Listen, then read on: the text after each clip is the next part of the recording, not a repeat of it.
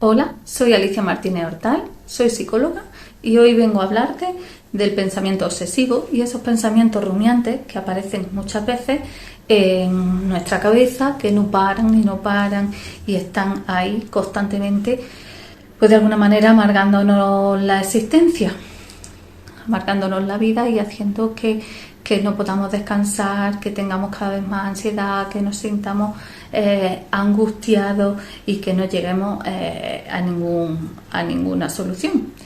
Este vídeo lo hago para poder analizar un poquito este tema y dar luz y comprenderlo un poco más, ya que el pensamiento obsesivo es uno de los grandes temas que hay que abordar para poder resolver el síndrome del impostor, que tanto daño nos hace y que tanto nos aleja de poder conseguir objetivos, metas, capacidades y metas que tengamos en la vida, o ni siquiera planteárnoslas, ni siquiera plantear que podemos acceder a ellas o que podemos ir hacia ellas. Entonces, por este tema es por lo que quiero hablar de los pensamientos obsesivos y de cómo nos afectan en el síndrome del impostor. Así que, un pensamiento obsesivo es ese pensamiento que no para, que no deja de dar vueltas, que estamos ahí, que intentamos llegar a una solución, resolver un problema, pero que al final nunca llegamos a resolverlo.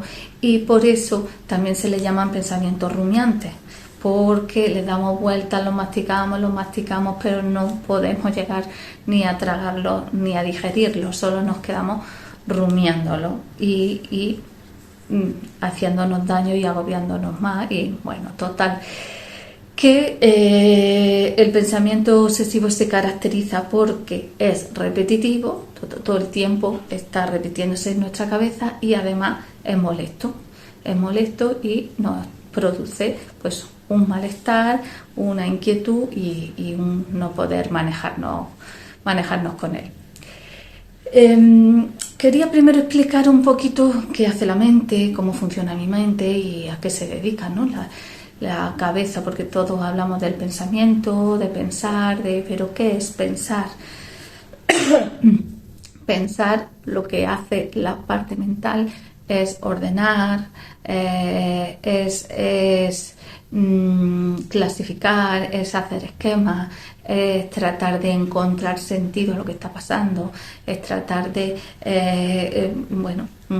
ir organizando en carpetas o en lugares las cosas que nos pasan, las cosas que vivimos, lo que tenemos que resolver, ir teniendo ahí pendiente algo que tengo que hacer, no echarlo en el olvido, sino que estar ahí en alerta de todo esto que tengo que hacer. Y nuestro sistema nervioso, nuestra cabeza funciona muy bien, es muy eficaz, es muy hábil para tratar de buscar soluciones, tratar de resolver un problema mediante el pensamiento, mediante la organización, mediante la estructuración. Y claro, en el pensamiento obsesivo resulta que nuestra cabeza no llega a poder resolver lo que tiene que resolver, porque muchas veces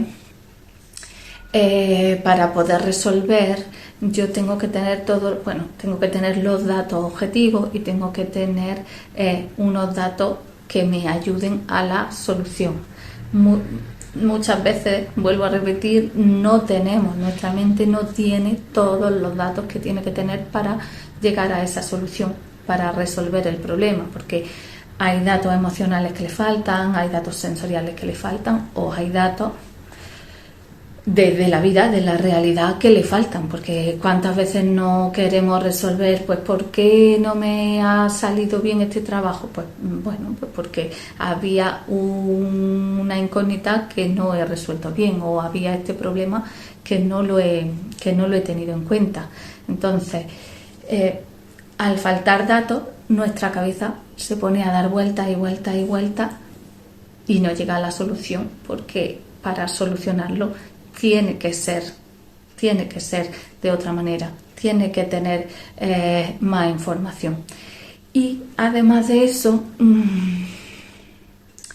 Además de eso, la información que muchas veces tenemos las personas sobre nosotros mismos, sobre una situación que tenemos que enfrentar, es muy sesgada.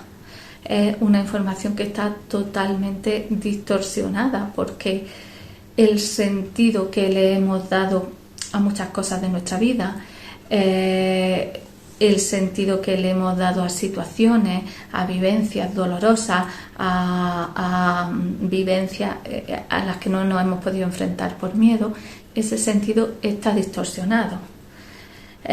Podemos atribuir que yo no valgo, que es lo que pasa en el síndrome del impostor, en lugar de atribuir que la situación es difícil. Entonces, cuando yo era pequeño, en un momento dado, que no tenía las herramientas suficientes, decido que yo no valgo, en lugar de decidir o poder ver con la claridad que no es que sea yo, es que la situación es lo suficientemente difícil como para que yo no pueda. Entonces, claro, esos pensamientos, esa cabeza que tiene que ordenar, que tiene que clasificar, no puede hacerlo bien porque, como muchas veces digo, en el disco duro se ha metido un virus. Hay un programa que está devolviendo unos datos que no son los adecuados. Y claro, así es imposible que yo pueda llegar a la resolución del problema que necesito. Por lo cual,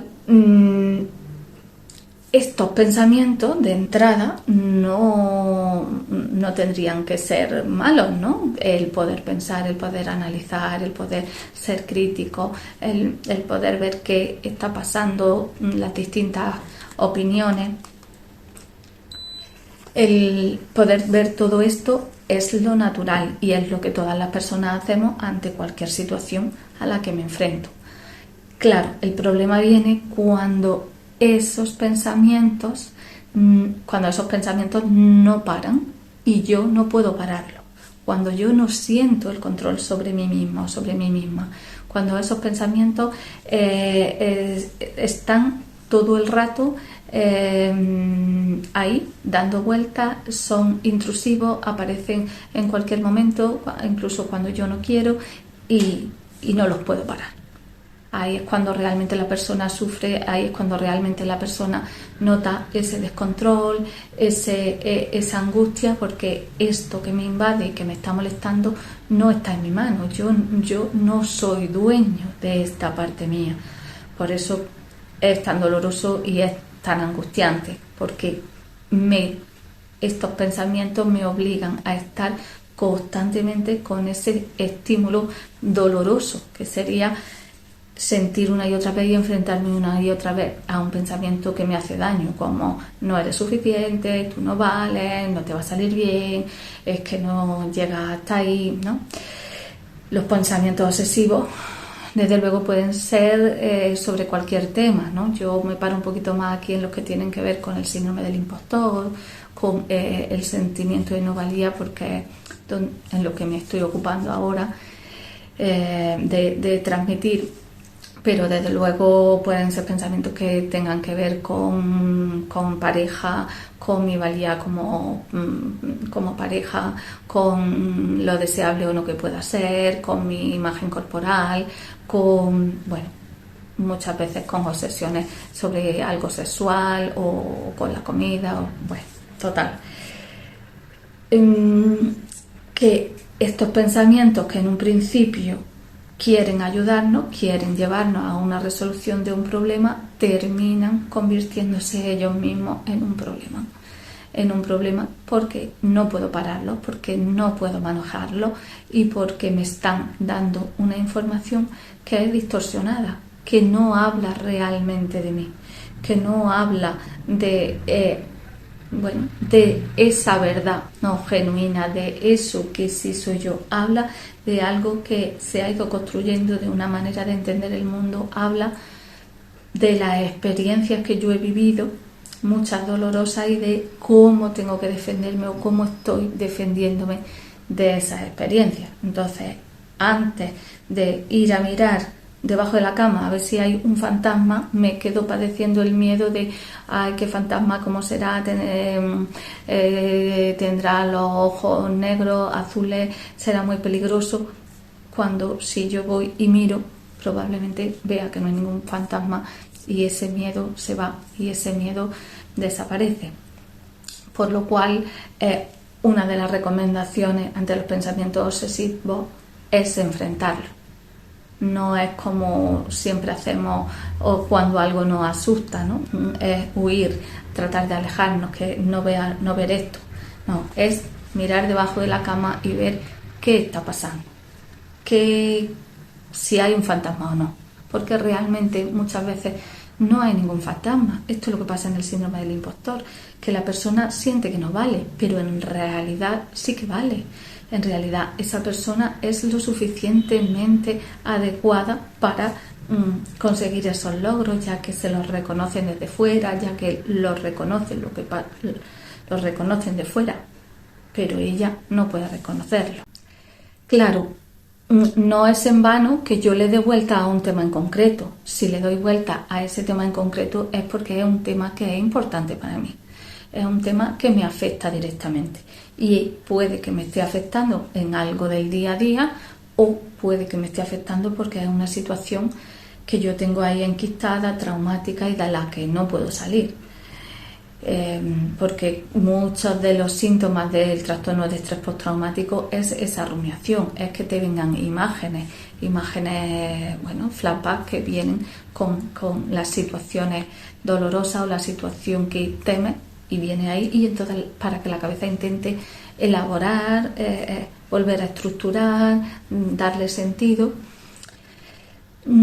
A veces los pensamientos obsesivos y rumiantes en procesos de mucha ansiedad van acompañados de imágenes duras que la persona teme, ¿no? Como ver un cuchillo y tener miedo a que pueda hacerme daño o hacerle daño a otro, a ir que vaya conduciendo y me vaya a tirar por un barranco que hay al lado de la carretera. Entonces son esos pensamientos que se convierten en imágenes muy distorsionantes y que hacen, pues, producen muchísima angustia a la persona. Así que aquí introduzco lo que, bueno, creo que ya sabemos que los pensamientos obsesivos vienen de la ansiedad, vienen de la angustia, vienen de situaciones angustiosas que la persona no puede resolver.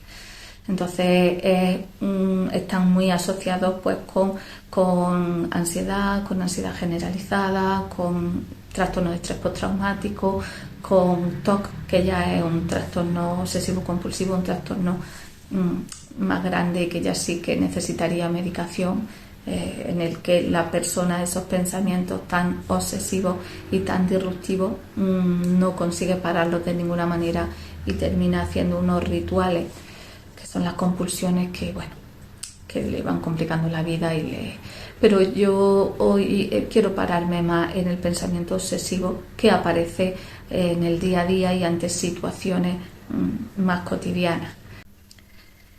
Como nuestro cerebro es una máquina que trata de resolver, que trata de entender, que trata de ordenar y que además procesa miles de estímulos rápidamente al día y en el momento, porque puedes estar escuchando un sonido, pensando algo, sintiendo cómo está tu digestión, todo eso. Entonces, cuando hay un dolor o una situación angustiosa, una situación a la que no me siento preparado o preparada para enfrentarme, pues entonces mi mente no deja de darle vuelta y va ampliando y va buscando pues todas las posibilidades y todas las situaciones que probablemente puedan resultarte difíciles, que te puedan traer un problema. Entonces la mente va trayendo pensamientos catastróficos, pensamientos de cosas dolorosas que pueden pasar, de lo que no va a salir bien y del daño que me puede hacer esto, de cómo me va a perjudicar. Todo esto para intentar que tú estés preparado y que conozcas un poco más el territorio en el que te mueves. Lo que pasa es que al final te está aumentando el temor, te está aumentando la angustia, está haciendo que este es peor, porque al final estás más angustiado, tienes más visión túnel, no puedes salir de ver siempre lo mismo y de darle vueltas a lo mismo, y de ahí pues esa rumiación que está todo el rato martilleando y torturando a la persona, y que no consigue la salida, no puede conseguir salir de ese laberinto en el que se encuentra, porque está como dando vueltas en círculo y no consigue encontrar esa puertecita por la que salir. Entonces, lo que me gustaría ahora es poder pararme en ver cómo se puede resolver un poco este problema, cómo puedo enfrentarlo, porque en realidad lo sufrimos muchas personas. Hay momentos de nuestra vida también en los que todos nos enfrentamos a estos sentimientos rumiantes, a estos pensamientos obsesivos y rumiantes, ante situaciones complicadas, dolorosas, ante situaciones nuevas, ante algo que nos asusta. Entonces, ¿qué hacemos? Tratamos de evitarlo, tratamos de no sentirlo. Si no está, es como si no lo veo, como si no estuviera pasando. Pero no, lo que pasa con los pensamientos, y yo también diría con las emociones, pero estamos centrados en los pensamientos. Lo que pasa con los pensamientos, que son, yo siempre lo digo así, como un cartero que tiene que dar el mensaje, tiene que dar una carta certificada. Entonces ese cartero no se va, el cartero llama a la puerta, y yo ¿qué hago? Pues como tengo miedo de recibir esa citación del juzgado, como tengo miedo de recibir esa noticia, pues lo que hago es que aíslo la casa, cierro la puerta, voy insonorizando, pero el pensamiento está ahí más y más y más. Entonces, cuanto menos quiero escucharlo, más grande se hace, porque simplemente tiene que dar su mensaje y yo no cojo el mensaje. Así que al final terminan estando constantemente y desbordándome. Por eso el tratamiento, y lo que yo propongo, es todo lo contrario: es que lo miremos, que lo enfrentemos, que veamos qué está pasando, qué nos quiere decir, cuáles de esos pensamientos nos benefician y cuáles no, que yo pueda enfrentarlo, entenderlo, ver un poco de dónde viene, o aunque no sepa de dónde viene, simplemente ver qué pensamiento me beneficia y cuál me perjudica, y en esos que me perjudican, pues cómo digerirle un poco, hablarlos con otras personas y también conmigo mismo, ver cómo de razonable es, confrontar conmigo mismo si ese pensamiento me ayuda o en el fondo me está perjudicando, y en ese discurso poder crear un pequeño relato o una palabra que pueda contraatacarlo, ¿no? Como poder, bueno, ¿te va a salir mal la exposición? Pues no tiene por qué. Puede que me salga mal o puede que me salga bien. Si me sale mal, ya veré cómo lo resuelvo, y poder darle a ese miedo otra oportunidad, ¿no? Por decirlo así, o otra opción más de que las cosas pueden ser distintas a eso que tanto temo. Entonces, bueno, pues sí, puede que me salga mal, pero lo resolveré. O no me gustaría verme de esta manera, o se van a dar cuenta que no sé, o se van a dar cuenta que lo estoy haciendo mal. Bueno, y si se dan cuenta, ¿qué? Traer un poco a la realidad. Si se dan cuenta que tan terrible es como si fuera una guerra, es como, y poder relativizar, poder hacerme un poquito de esa reestructuración cognitiva y poder pues reorganizar ese pensamiento, y de ahí ver qué me está pasando, aceptarlo y hacer esos cambios. Esto, cuando hay menos ansiedad, pues es más fácil hacerlo, pero cuando hay mucha ansiedad es muy difícil. La persona tendría que enfrentarlo dentro de sí, y generalmente hace falta que sea acompañado. Por eso hace falta procesos terapéuticos o trabajo en grupo en el que la persona pueda confrontarlo a sí mismo con otros compañeros, viendo que otras personas lo han podido conseguir, y bueno, desde ahí La meditación es otro de los puntos que puede ayudarnos muchísimo a parar el pensamiento. Es verdad que cuando yo estoy angustiado y ansioso, meditar puede ser un mundo, puede ser muy difícil, muy terrible, porque cuanto más intento meditar, más me angustio, porque es pararme en eso que, como decía antes, no me quiero parar. Pero si encuentro un poquito de calma, voy haciendo ese trabajo de calmarme un poquito y de estar conmigo, simplemente viendo los pensamientos, dejándolos que vengan, permitiendo que estén y sin cambiarlos, aceptando como son, solo ahí estáis, vienen, te atenderé luego y vuelvo a mi estado, lo dejo pasar cuando vienen, porque van a venir, todo el rato vienen. Hay estudios que dicen que nuestra mente construye más de 60.000 pensamientos en un día. Entonces, la mente no para de pensar, los pensamientos van a venir. La cosa es que yo aprenda a no engancharme en ellos, que pueda decir luego, te voy a atender después. Y para muchas personas es eficaz, pues decir, vale, todos los días a las 8 de la tarde voy a dedicar una media hora a estos pensamientos, a pensar sobre esto, a verlo, a intentar entenderlo y ahora déjame que ahora estoy haciendo otra cosa. Hasta luego, adiós pensamiento, pero no te estoy echando, no te estoy anulando, sino va a tener su momento en el que yo te atienda. Y bueno, ayuda y hace que las personas también puedan ir sintiendo y viendo que no pasa nada si dejo pasar el pensamiento, no pasa nada si lo pospongo, puedo aguantar, eso que tanto temo no pasa, el pensamiento no está resolviendo esto que temo ahora, pero bueno, lo va a resolver después. Hasta aquí el vídeo de hoy. Nada, es un tema muy interesante y que causa mucho dolor a casi toda nuestra sociedad, que es tan mental, y espero que haya servido. Un saludo, hasta luego.